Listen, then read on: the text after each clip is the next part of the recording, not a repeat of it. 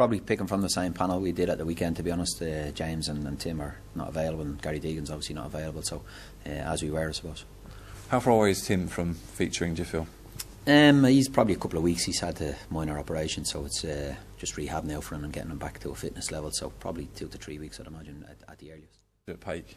Yeah, he did a little bit of training this week, but he's still, you know, a little bit sore. So, like I said previously, you know, we can't take that risk from where we lose him for a long period, you know. So it's frustrating for him at the moment and everybody else, but we just need to be careful and make sure that he's when he's back, he's physically right and he's 100% right. To what extent has this been the most challenging period of the season so far? Because we went injury-free for quite a long time, didn't we? We didn't really have any setbacks. We had the rub of the green. Now it feels as if perhaps things aren't necessarily going our way. Is this now the time to dig in? Yeah, well, that happens in football. You've got to deal with that, and I think that defines you as a team, how you deal with adversity and things not going for you. You've got to accept that. That's the game. But they're more annoying because they're not really, you know, the injuries. We haven't picked up any hamstrings or calves or anything like that. We just, obviously James' back is a bit of spasm in it. Tim is, you know, needs a little operation. Gary's obviously got the injury he got. So frustrating, but we just have to deal with it. Obviously, everyone was talking about your 1-year anniversary in charge here at Hibs. Your first taste as Hibernian manager was at McDermott Park, wasn't it? Sat in the stands. You watched us obviously lose. I think it was 3-1, wasn't it, against St Johnstone. What do you remember about that day, and what can we expect to see on Wednesday night?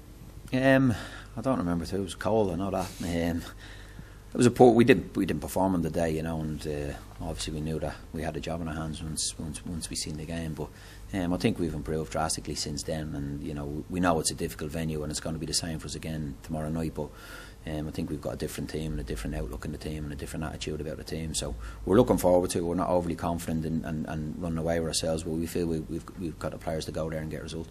Well, you defeated St Johnstone reasonably comfortably here earlier on in the season, but that result almost acted as a catalyst for them, and since then they've been pretty formidable, haven't they? So it's going to be a totally different game this time around, I presume.